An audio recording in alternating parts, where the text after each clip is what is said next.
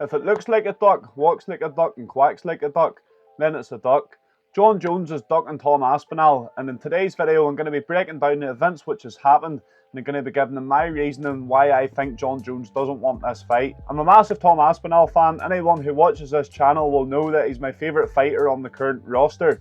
So I'm going to try and keep my biasness out of this video, and I'm just going to look at what's happened. I'm going to look at the beef as it is. I'm going to look at the events that's happened so far, and I'm going to be breaking it down and giving my thoughts at the end about why I think Jon Jones doesn't want this fight. If you're a Jon Jones fan, I'm not just here to shit on Jon Jones. I also agree that Jon Jones is the greatest of all time. I do think he is the best to ever do it, but I do think he is ducking Tom Aspinall, and that doesn't take that fact away.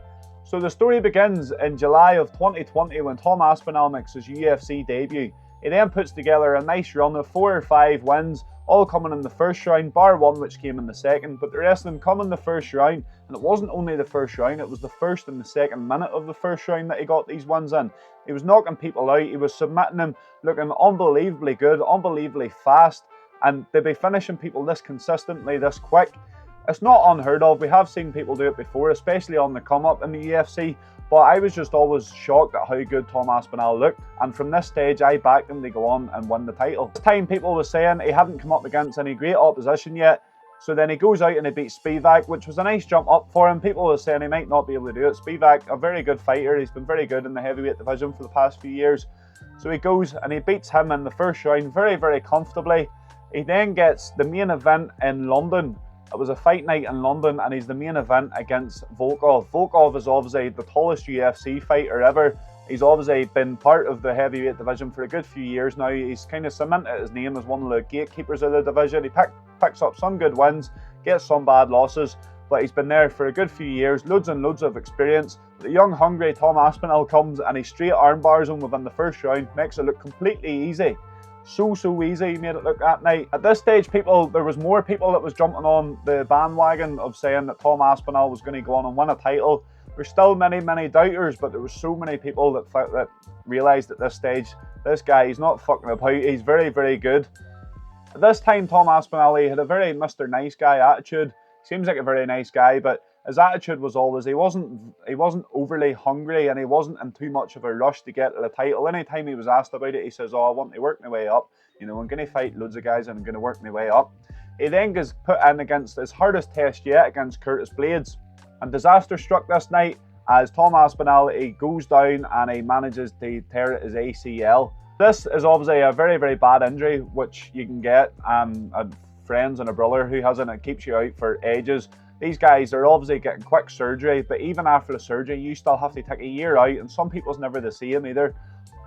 So it was quite a heartbreaking moment at the time. I remember watching it. It was Tom Aspinall's big night. I remember watching it, and within 10-15 seconds, he's lying on the floor holding his knee. So it wasn't a nice sight to see, and I was really buzzing for his comeback throughout the whole time. So Tom Aspinall, he then comes back, and after a year or so, he started doing some more media, and he was saying that he was struggling at a time because he was out, and it made him realise that you don't have this career forever, and he has to be hungrier, and he has to want that shot at the title more. It wasn't that he wasn't working hard before, he was putting in all the effort. This knee injury, it just gave him that extra drive and that extra momentum to really start calling out the big fighters and really go on a great run and become the greatest heavyweight of all time. So we then fast forward to July of 2022, so 3 years after Tom Aspinall made his UFC debut. He's ready for his big comeback after the injury. He's got an opponent in Tybura. Tybura is a very good heavyweight. He's not up there with the best, but he's a very, very competitive heavyweight. He picked up some good wins. He picked up a good win against Taito Avasa just last weekend. So he's been up around the top 5 of the heavyweight division, and he has been for a couple of years now. So it was a nice sort of fight for Tom Aspinall to get his way back into the fight game. Tom Aspinall, he was a big favourite going into it. He didn't really shock anyone in this night because everyone expected him to win. But he went out and he done what he had to do. 1 minute 13 seconds, he gets the job done, just as consistent as he had done before. He looks very, very quick, very, very powerful, and you know, he looks like the quickest heavyweight that I've ever seen in there. So a very, very dominant performance by Tom Aspinall. So it was after this fight where things started to get really interesting. With Tom Aspinall now in title contention, he's right up there with the best heavyweights around. Although there was a certain guy called Jon Jones who currently holds the belt. He comes back and he beats Cyril Gane for the heavyweight title. This was Jon Jones' first fight at heavyweight. He got it done very, very easily. To me, this was an easy match stylistically for Jon Jones. Everyone knows Ciryl Gane is a brilliant kickboxer, but Francis Ngannou was able to out-wrestle Ciryl Gane, so sometimes I think people forget that. Jonesy didn't stand and trade with Ciryl Gane at all. He took him down straight away, jumped on the guillotine. A very lovely finish, considering how many years he had been out for. It was very, very impressive, but it's what I expect of the greatest of all time. It's what I expect of Jon Jones. After beating Ciryl Gane, Jon Jones, he wasn't in a rush to get another fight. Eventually, he does get one scheduled for the end of the year, and the Madison Square Garden card was in November of 2023, so not actually that long ago.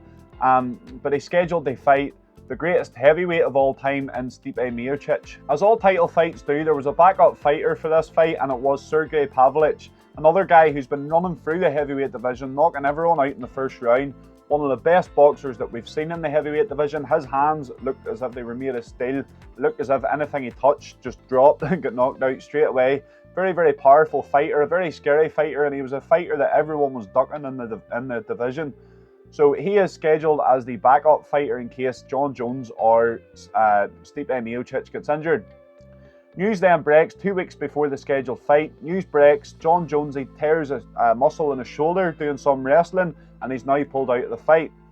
So they offer Stipe Miocic Sergey Pavlovich. Stipe Miocic turns it down, he doesn't want that fight. So then they give Tom Aspinall a ring, and he comes in and he saves the card, he saves the day, and he steps up, and Dana White decides, right, I'm going to put an interim title on the line here. Interim titles, we all know what an interim title is. It means that while the main title holder is out injured, you have an interim title, the fighters fight for that, and whoever holds it whenever the main title holder comes back, them two will fight and unify the division. So this is what this fight meant to me. This is what it meant to Tom Aspinall as well, I think, and Sergey Pavlovich. I'm sure that all of these guys were under the assumption that if you hold the interim title whenever Jon Jones comes back, you get the shot at Jon Jones. Tom Aspinall takes the fight in 2 weeks' notice. He looked kind of out of shape. He wasn't in the best shape we've ever seen him. He really only had a 2-week camp. Let's not forget Sergey Pavlovich was training anyway because he was the backup for this match. And then what does Tom Aspinall go out and do in New York? 1 minute and 9 seconds in, he knocks out Sergey Pavlovich.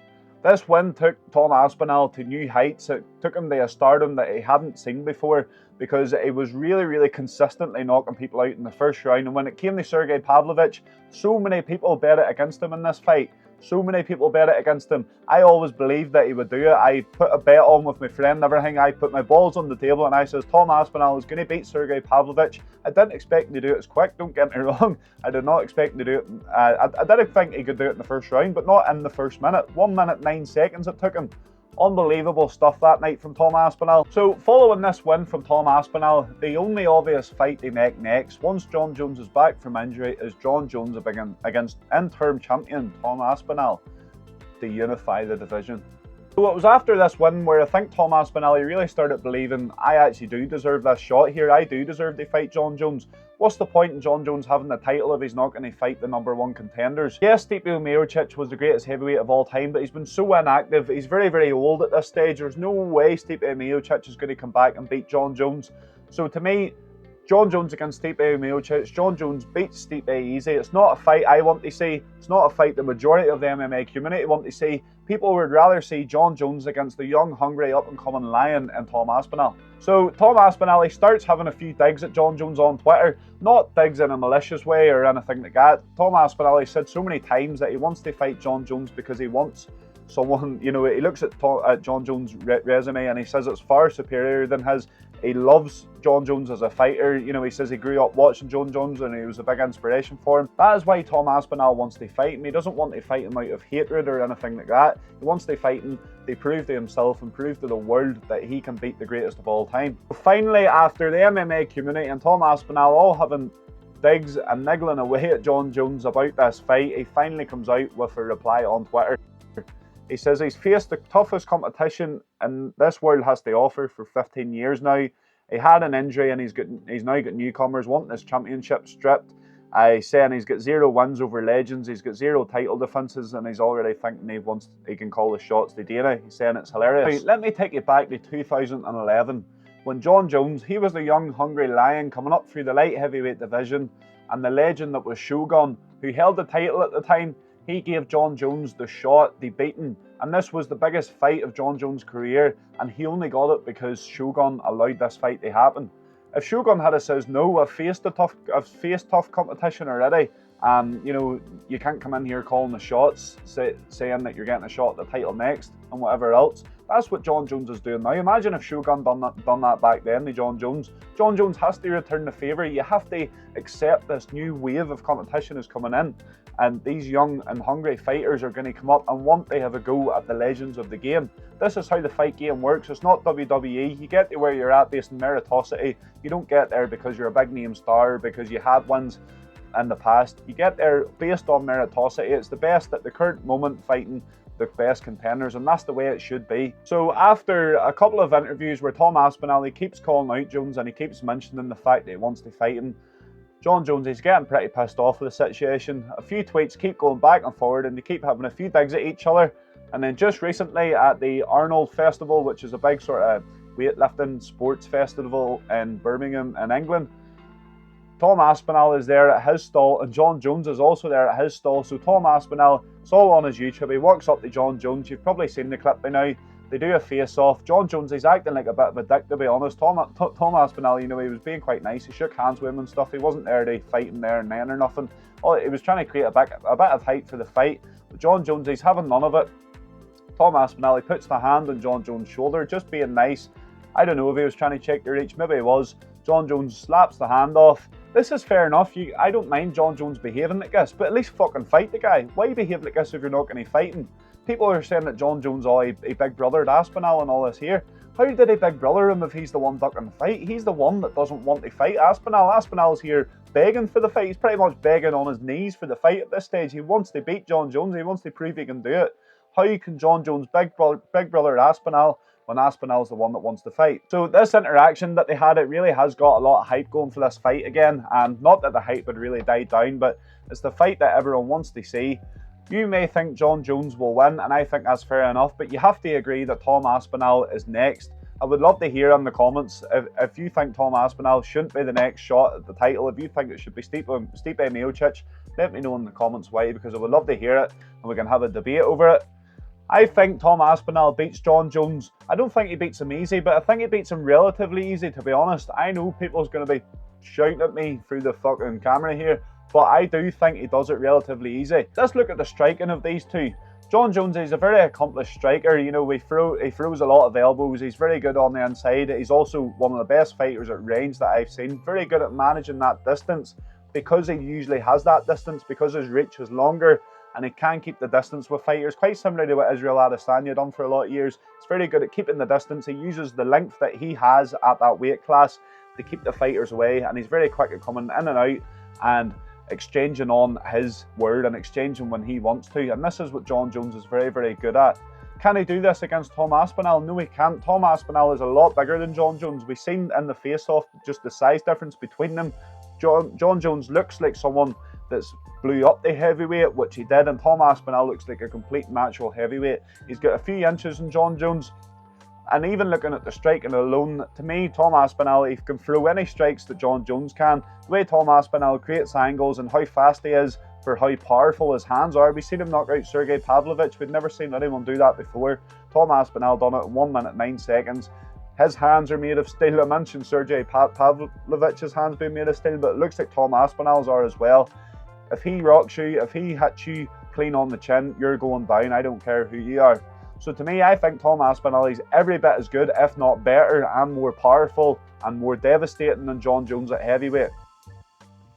So we then look at the wrestling. This is the area where I think Jon Jones would have a good chance against Aspinall. Aspinall's a brilliant wrestler, don't get me wrong, but to me, there's no one that's better at wrestling in the light heavyweight or the heavyweight division than Jon Jones, or maybe the whole of MMA. Jon Jones wrestling is unbelievable. We've seen him out wrestle Daniel Cormier, and Daniel Cormier's wrestling accolades, they speak for themselves. So I do think Jon Jones, he could out wrestle Tom Aspinall. If he could get Tom Aspinall on the back foot and really pin him up against the cage, he maybe could create something from that position. But I think Tom Aspinall, he's been in there with great wrestlers before, and he's shown that he can compete. And I don't think the wrestling alone would be enough for Jon Jones to get the win. So now looking at the jiu-jitsu, which is where I think Tom Aspinall, because he's so good on the feet, a lot of people don't know about his jiu-jitsu background. Andy Aspinall, who's his father, He left his IT job back, I think it was in his 20s or his 30s, and he left his IT job and taught Jiu-Jitsu full time. He was one of the first black belts in the UK. He was really a pioneer of Jiu-Jitsu in the UK and England especially. And ever since, Tom Aspinall was pretty much able to walk. He's been training with his dad in his garage, and he's been training Jiu-Jitsu, and he's been drilling these moves that we see him do today. So he's drilled these over and over for years upon years, and the consistency of that, it cannot be dealt with. Jiu-Jitsu is in Tom Aspinall's blood, and I know for a fact that if it goes to a ground game or if it's an all-out Jiu-Jitsu matchup, Tom Aspinall, he eats Jon Jones for dinner in this area, for my opinion. So to me, looking at this on paper, looking at the facts, Tom Aspinall, he has to be a big favourite against Jon Jones. I know he wouldn't be, and I know there's still the majority of people don't think Tom Aspinall would beat him, but just look at it on paper. How can Jon Jones beat Tom Aspinall? Yes, they're wrestling, as I mentioned, but outside that, he's not going to beat him. This is the fight that we all want to see. I want to see it. I'm sure you want to see it as well. Let me know if you do. Fingers crossed Dana makes this fight happen. I can't see it happening because Jon Jones, he's had plenty of times they make this fight and he just turns it down. He doesn't want it. I do think Jon Jones, he is ducking Tom Aspinall. Let's look at it for what it is. Tom Aspinall is there and he wants to fight him. When Jon Jones comes back, he says he's not fighting him. He says Tom Aspinall is not the guy to have the next shot at the title. This is him ducking him. Imagine if Jon Jones actually came out and beat Tom Aspinall. Imagine what that would do for Jon Jones' legacy. It would really cement him. It would cement him as the greatest heavyweight of all time, in my opinion, because he's come back and he's beat the new hungry sort of up-and-coming crop of heavyweights in Ciryl Gane and Tom Aspinall. If he does that, Jon Jones' his legacy is already cemented, but his legacy is cemented to a complete different level. So to me, I don't understand why Jon Jones doesn't want this. Well, I do understand because I think Jon Jones knows rightly that this is a really difficult matchup for him, and I think he'll be looking at it all over and he'll be wondering how he beats this guy. Fingers crossed the fight happens. Do I think it'll happen? No, I don't. But anyway, thank you for sticking around to the end of this video. If you enjoy this content, make sure and like, share and subscribe to Barney Talks Fighting and hit the bell so you get notification when the next video goes live. Let me know in the comments what you think should happen. Do you think Jon Jones should fight Stipe Miocic for his title, or do you think the interim champion should get a shot at the title? I'll be surprised if you don't agree with me, but let me know in the comments anyway. I'd love to hear from you. Thank you again for sticking around, and I'll see you in the next video. Shut up and sit down.